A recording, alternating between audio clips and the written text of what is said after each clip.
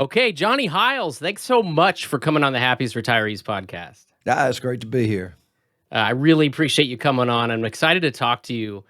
You've got some great quotes and attitudes about retirement that I want other people to hear so that they can emulate you. Okay, well, fire away. What I like to do is start off with a big question, and then we can kind of get into some of the specifics. So I was just right off the bat, why would you say you're a happy retiree, and why should people listen? I think I'm a happy retiree because I just have no regrets about retiring. It was a relatively easy decision to make, and the reason why, I just hope people will hear my story and it'll encourage them to do the same.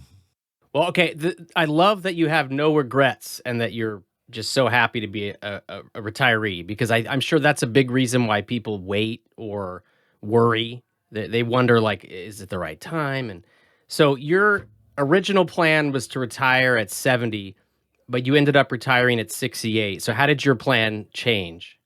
Good part of it had to do with COVID. The business I was in really got interrupted by COVID. We did a lot of live events, marketing events that required people to be there, and several of them were nonprofits that did fundraisers, and those basically all went online. And I was in the promotional products business, and so that changed. A lot of trade shows got put off, and that had a big thing to do with it. And then really. And so I had to go out and reinvent myself in terms of how I was marketing and who I was marketing to. And it was kind of funny. I was in business with my dad, and when I first started working with him, he said, I'm just still calling on my clients that are still alive. And that's kind of what happened to me. And it's not like my clients were dying, but my business did fall off a bit because of it.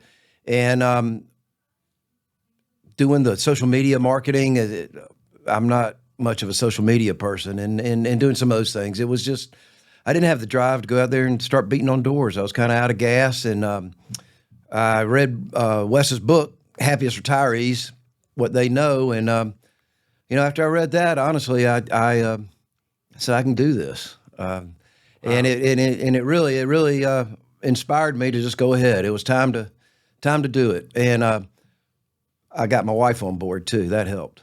That's a key element, I would imagine. She was all for it, and she kind of is retired too, so that's good. Did you think she'd be on board, or you weren't sure? No, I felt like she'd be on board. Okay. I don't think it was a major, overly major effort to do that, because we're ready to start doing things that we hadn't done.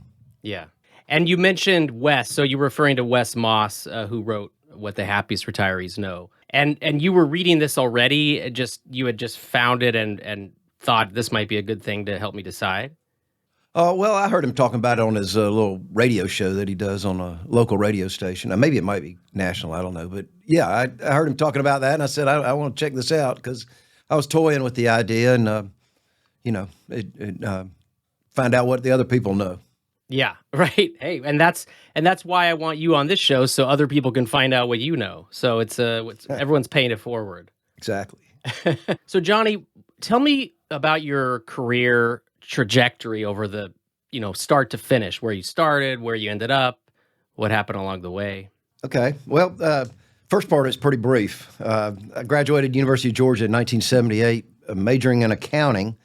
And I worked for 2.5 years as an internal auditor for a couple of large public companies. One was the Hertz Corporation out of New York, and then the other was the Rollins Corporation here in Atlanta. Hertz, we would go do operational audits on truck rentals, car rentals, and equipment rentals places. And then with Rollins, they own Orkin Pest Control, and at the time they owned a company, Rollins Protective Services. So I went from automobiles and trucks to bugs and burglars is basically what it was, and I was not very good at that job. I was a corporate policeman, really, is what it boiled down to, and people really didn't like to see me coming, and they didn't always give me the best office place to work, but. Anyway, what I liked about it was 100% travel, both of them. I got to travel a lot, and that was a lot of fun, and actually saved a pretty good bit of money because I didn't really have many expenses.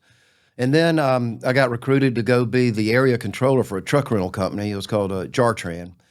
Started by James Ryder, who started Ryder Trucks. And the story goes he was fired by Ryder and started this Jartran company with the stock that he owned in Ryder because he was by far the largest shareholder. Oh, okay. And then they got in a little bit of financial trouble, and basically I got laid off. And my dad had always been in the promotional products business. At the time, they always called it specialty advertising, which is imprinted promotional products. Anything you use with a logo on it to do marketing. And I went to him and his partner and said, "Hey, can I come sell for you?" And then the rest of the story was a 40-year career in that business. Oh, wow. So that one stuck. That one you. Yeah, and that worked. My dad and I ended up buying out his partner. And then we merged with another guy, and a couple of things later. The company that we ended up owning was the second oldest in Atlanta. It was started in 1920. So it was pretty well established and pretty well known. And then, it was just, that was it. 40 years in the business. There are several things along the way, but that's the gist of it. What was it like working with your dad? Was that positive, or was that sometimes a challenge? For me, it was extremely positive. My dad was well known in the business. He was real active in locally in our local trade association. Then he went on to be chairman of the board of our National Trade Association, and eventually was elected to our National Association Hall of Fame. Oh, And, really? the bad news of that was it was posthumously. So he died suddenly in the office in 1999. And so after that, I had two other partners, and three of us ran the company basically for another 15 years. And then the last 5 years of my career, my partners and I decided to go different ways. They kind of forced me to buy me out. We had a buy-sell agreement. I went to work with another company. It was a direct competitor. And the good news there was we use the same operating system with a national company that provides the software and does consulting for us, and basically just switched my whole book of business. Everything just went seamlessly over their server. And my daughter was working with us too. Oh, okay. So anyway, I guess your original question was, how was it like working with my dad? And it was just great because he was a very good mentor. And the other thing about my dad, he let me do things the way I wanted to do. He didn't try to push me to be like him, and do it his way. If we want to do something differently, he'd listen to it and he'd give us his 2 cents. And if the other two guys and I wanted to go a certain direction, he'd run with it. So that was great. Sounds like a great dad. He was. He was. Yeah. He was a lot of fun. He wasn't a perfect dad, but he was a great dad. Well, who is? I'm sorry to hear that he passed away and won posthumously, but I'm wondering if you've seen him pass away literally while he's at work contributed to you wanting to retire sooner because you wanted to experience more after the working years. No, I don't think it necessarily made me want to retire sooner, but it made me want to do things that, some of these core pursuits, like make sure I exercise well, and do some planning. He was very good at planning, and one of the things he encouraged us always to do throughout all of us that were at the company was try to max out our retirement accounts. We didn't really have 401ks. We had SARSEPs and simple IRAs. Okay. And he really, really emphasized us to do that.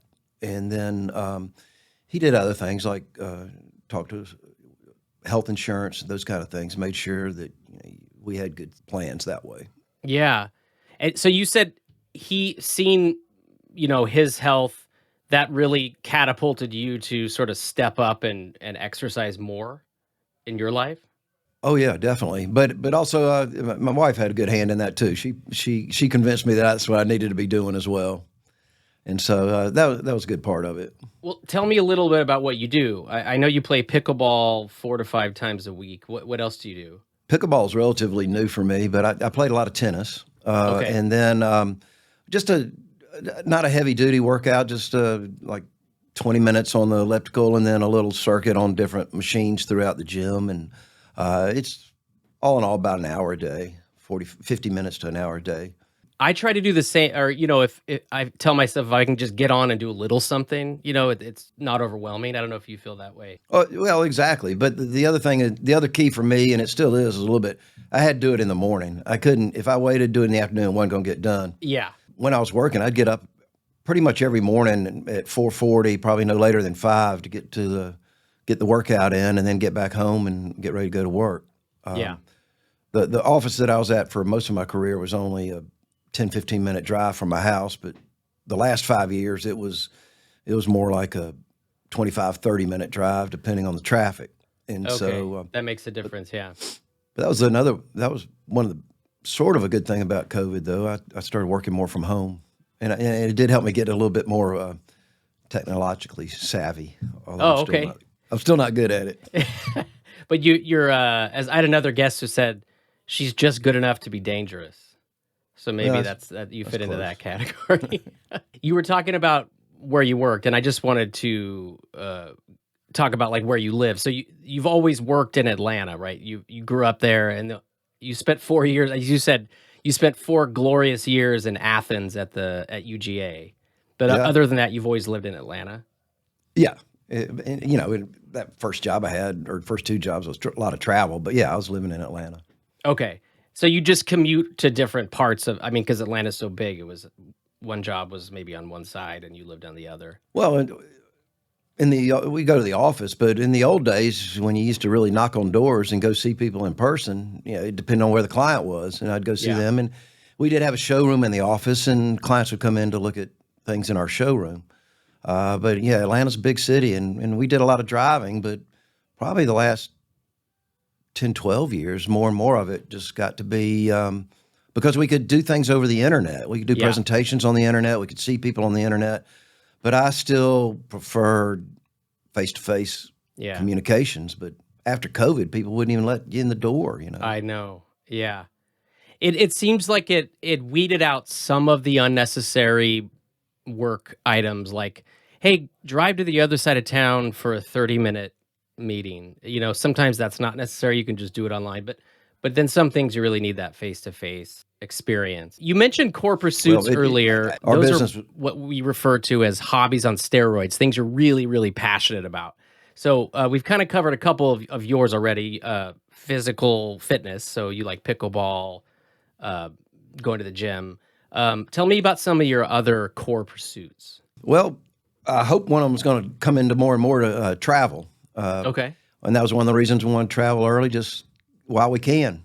And so I hope at least every other year we're going to take a really nice trip, and then we also hope to have family trips to the beach, possibly having a second home at a Oh, location that we can go to. what does the beach mean? Where is that? Well, anywhere there's an ocean and sand. Fair enough. Okay. Hopefully not the desert. Yeah. Is there a specific beach that you go to, or you'll just go anywhere?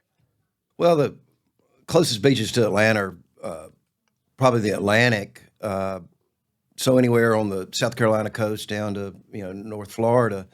But then there's also the Gulf, and it's pretty much the same distance. We're over at Panama City and the Panhandle over there, Okay. and it's helpful to be within 5-6 hours. Any more than that's kind of too long a drive. And then if we are wanting to include the in-laws and grandchildren and all that, it's got to be convenient for the kids to get there too. Yeah. I think you did a recent trip. Was it to South Carolina with your son? Your son just got married about a year ago, right? My oldest son Less. got married in September last year, or this year, Yes. whatever year it was, last year. We're Yeah. just brand new year. Yeah. So they just got married. That okay. And then, so how many other kids do you have? Got a daughter and a younger son. So the oldest is a son, and then a daughter, and then another son. And the youngest son lives in Charleston. Oh, So that's over South Carolina, of course, on the coast. okay, okay, And that's a 5-hour drive from Atlanta. okay. We do a lot of research about happy retirees, obviously, and we found that the happiest retirees tend to live close to at least one of their adult children. So it sounds like you live close to two of them, and then Two not out of two. three. Yeah, Yeah. and then the other one is it's not like on the other side of the country. It's drivable if you need Right, to. exactly. Yeah. Yeah. Depending Okay. on the Atlanta traffic, the ones here can be 10 minutes away or an hour and a half away. You All just right. never know. Yeah, it might be easier to go to Charleston on some days. Sometimes it is. So some other core pursuits you have, I think you do a weekly men's Bible study. Yeah, that's something I've done for probably 25 years Oh, with wow. a guy that has a really, really good ministry. And again, I have to give my wife credit for getting me going to that. She knew about this guy and said, you ought to go. He has a men's group. And so I started doing that. And actually, for maybe 2 years, I was actually on his board of directors. And then Oh, and that was a good experience. But I'm not involved that closely anymore. I just attend. okay. But then you greet every other week at church. I mean, I can assume what greet means, but I don't know if it's a specific. Well, You, yeah. I say it's like being an airline stewardess or Okay. a flight attendant, I should say. Yeah, yeah. That I just date myself. When the people come in, I say hi. When they leave, I say bye. And that's Okay. if somebody needs to know where the bathroom is, I show them where that is. But it's just a matter of making people feel welcome and then thanking them for coming. Yeah. That's about as simple as you can put it. Yeah. It's a pretty big place, and probably for 10 or 12 years, I'm in the same location. I'm a one-trick pony. I don't want to learn anything else at the church. Okay, so it sounds like greeting at church is sort of a concentrated shot of socialization of getting out there and seeing people and it sounds good for the soul. Yeah, it is, and it really it's just making people glad they're there. And one of the fun things about it, a lot of same people sit in the same places too, just like I greet in the same place. And so over the years, I've seen them come in with kids that were 3 years old, and now they're 12 and 15 years old, and you kind of watching the kids grow up. That's kind of neat too. Yeah, that sounds really cool. You see them grow up in like a time lapse. Yeah, I don't really get to know them. I just know who they are. But then again, I'll see friends that I know that come too, that I've always known. Yeah. Well, speaking of friends you've always known, you have an annual, you call it the BC Boys Beaver Creek ski trip. Well, we go to Beaver Creek, and we've been doing that for 23 years. It started off with one of the guys bought a condominium out there, and through the years, over the last 23 years, he's gotten a bigger one. And so now he's up to a 4-bedroom. And it's, anyway, this year we had 8 guys, but we've had as few as 4 that we had for the first 2 years, and anywhere from probably 6 to 9 of us. And we call it, I don't know how we started calling ourselves BC Boys, but all of us have known each other probably 48 to 50 years. Some of them from elementary school and high school age, and a couple of the guys didn't meet till college, but we're all 40, almost 50 years out of college. So it's a tight group. The majority of them were all fraternity brothers there. I wasn't in their fraternity. I was in a different one, but I knew them all anyway. So When I think of Beaver Creek, I think of Oregon, but is there one in Georgia? no, it's in Colorado. Oh, okay. So then there's one in Colorado too. Okay. Yeah, it's That makes out sense near with- Vail. It's in the same area that Vail and Breckenridge and those towns are. Okay. Georgia's not much of a ski territory. They do Yeah. have one ski slope, but you don't ski there. So the goal of the annual BC Boys Beaver Creek ski trip, you're going to keep doing it until the very last person is either standing, even if they can't ski anymore. Is that kind of the goal? I hope so.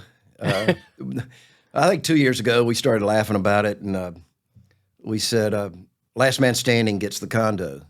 And Okay. but the guy that owned it said, "Well, too bad, kids already got it." I think he made arrangements where technically they own it, but he runs the show. Oh well. But no, the goal is we just hope we can keep doing it because we have so much fun. I mean, we try to act like we're 20 again, and Right. It's getting harder and harder. Yeah. But I can definitely see you guys are having a lot of fun on these trips. You go all out. yeah, some of the stories we tell are the same stories we tell every year. They just get embellished a little bit more. They get better with time, right? That seems to be the way it works. So how would you say your core pursuits have made you happier in your life? Well, in a way, that's kind of getting back to the book. When I went through the book and they started talking about core pursuits, things that you do, and the habits of the happy retirees, a lot of those things when I went through I was really already doing and didn't realize that they would be part of me and important to me as a retired person. So I really feel like I'm continuing what I was sort of already doing. I mean, there's some other things that I think I'd need to do more of, such as more volunteer work for whatever community service things. I really think I really want to. I need to ramp that up just because I think it'll be more. It won't be all about me. It's It's it's the best way to say that. fulfilling, right? That's what everyone said. Volunteering regularly tops the list of our retirees' favorite core pursuits. And there are things that I do, but I can do more. Yeah. Okay. Well, tell me, what does a perfect day look like for you now that you're in retirement? Some of what I've also already described. I work out for an hour, play pickleball for 2 hours. 2 hours. Wow. You Okay. know, you don't get enough games in unless you play for 2 hours. And then take care of personal business. Do things that I have to do, whether it's it's a necessity or something that we just need to get done around the house.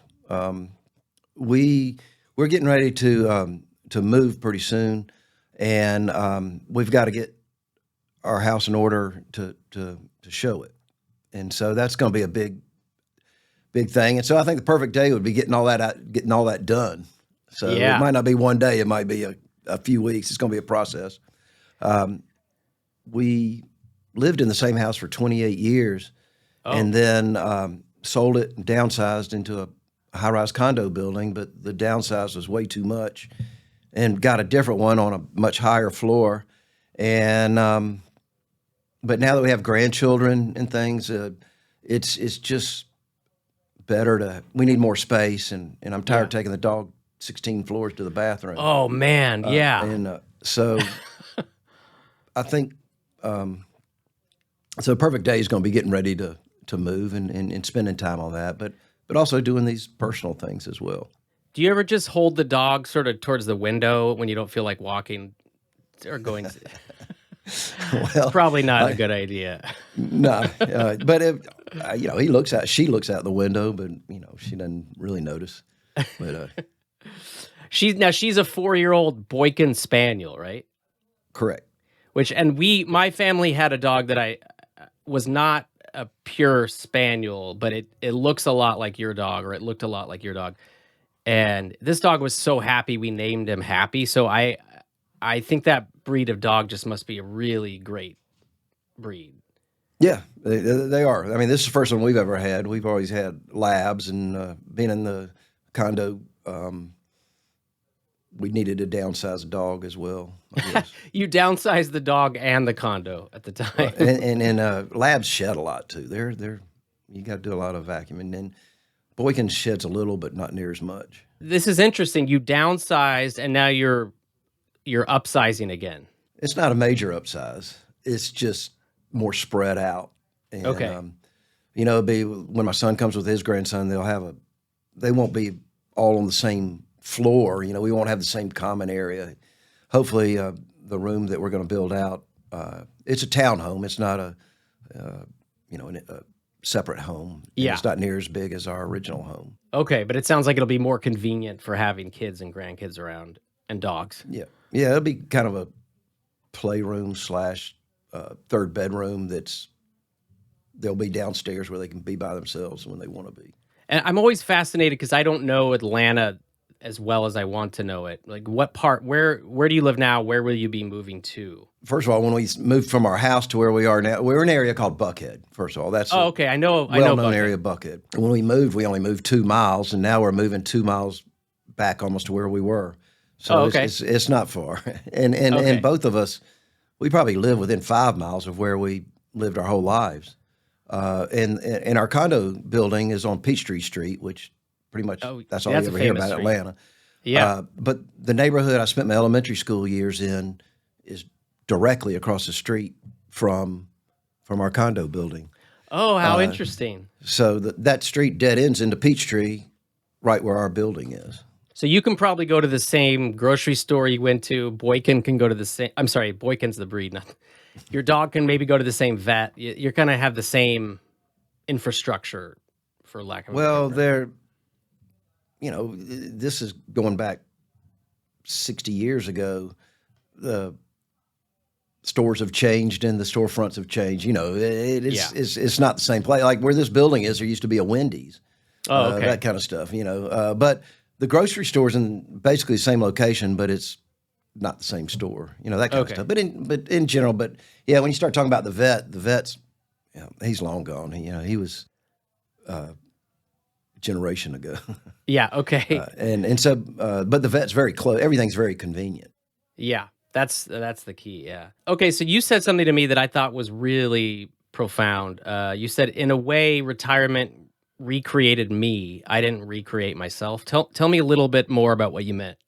Well, I think the question was, did you have to create your identity when you retired? If so, how's it different?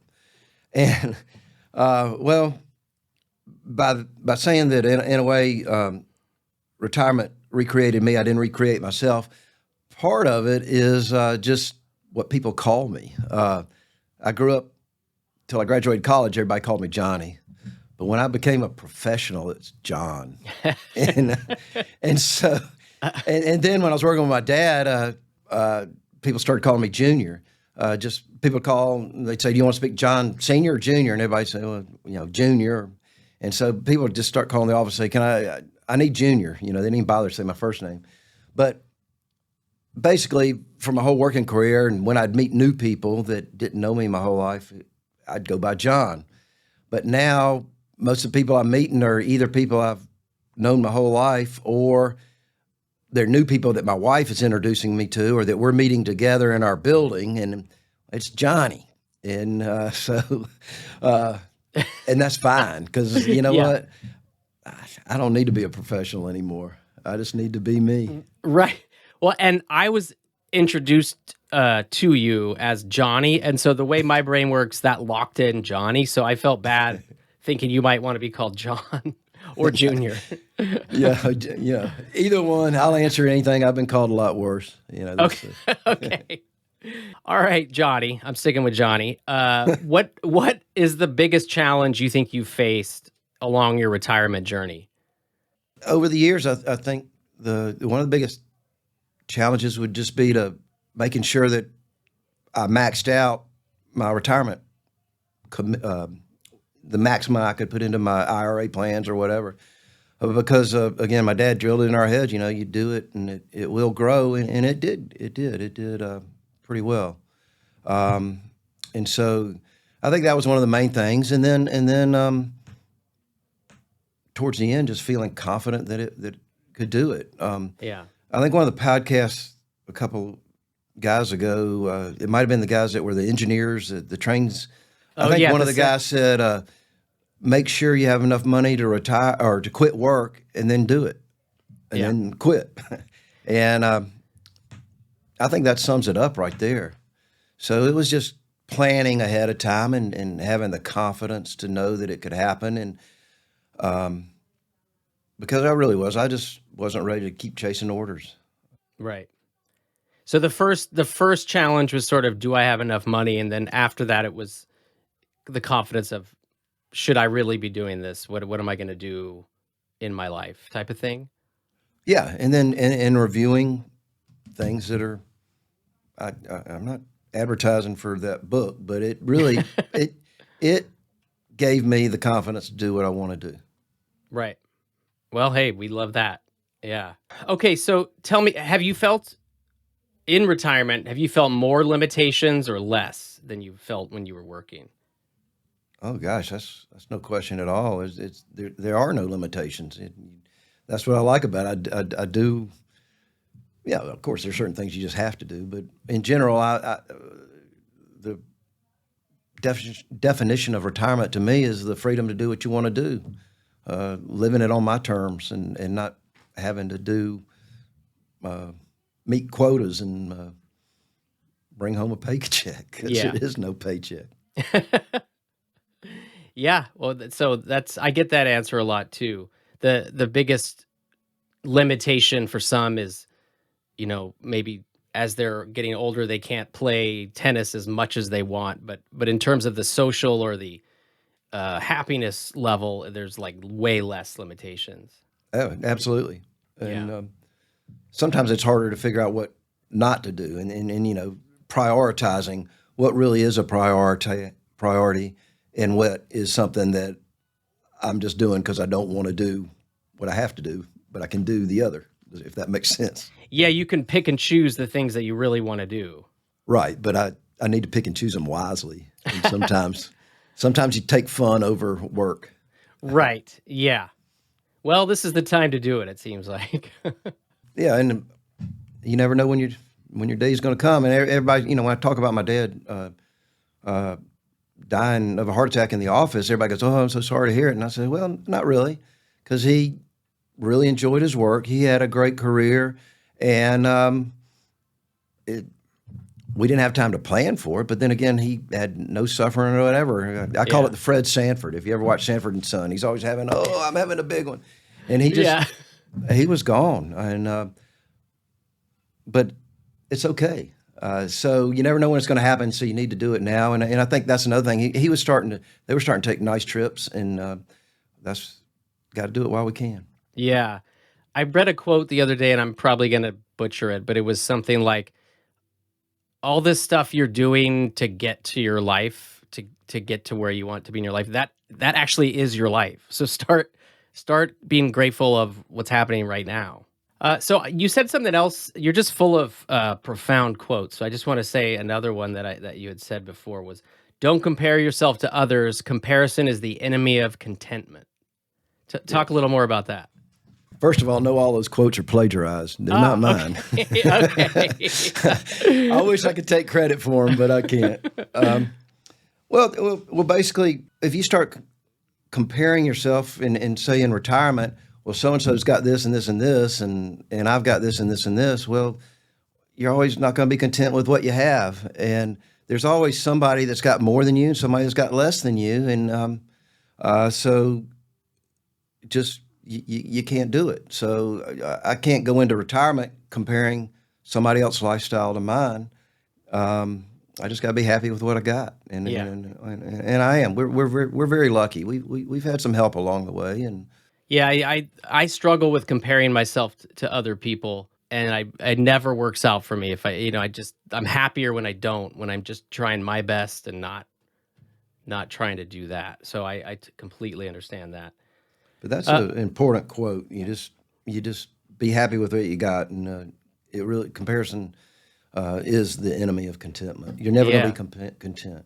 yeah. What makes you a good example for other people to follow? People who want to retire, or maybe they did retire, but they're not liking it. They didn't, maybe they didn't know what to do. Help them out. Well, that's a tough question.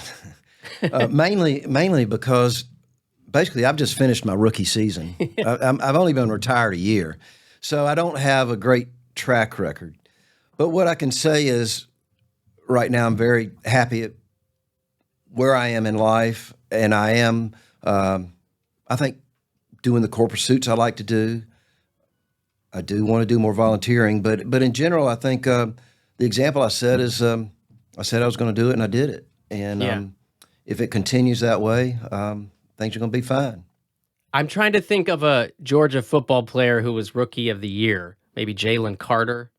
I'm not, I don't probably don't know it as well as you, but I'm trying to. You might be the rookie. You may only be a rookie, but you're the rookie of the year in the world of retirement. well, I could do worse, Yeah, but it's fun, and so I'm glad I retired, and it's working for me, and so maybe people can follow that example. Yeah, yeah, I think so. Well, is there anything else that you'd want to add that you want to make sure people consider in this journey of trying to be happy in retirement and get to that point wherever they are in their life? You do need to get advice, and you need to. I think you need to have a financial planner that you trust, and do some planning and think ahead a bit, and then then go for it. I guess planning is important, and I didn't steadily plan throughout my career, but the last 3 to 5 years it's really been in the back of my head, and I've been monitoring it. If that makes Yeah. sense. Yeah, it makes total sense. All right. Well, Johnny Hiles or John or Junior, thank you so much for coming on the Happiest Retirees podcast. It's been a real pleasure. Likewise, I can talk all day about myself. We'll have to have you back then. We'll see. We'll have to check the Nielsen ratings. Okay.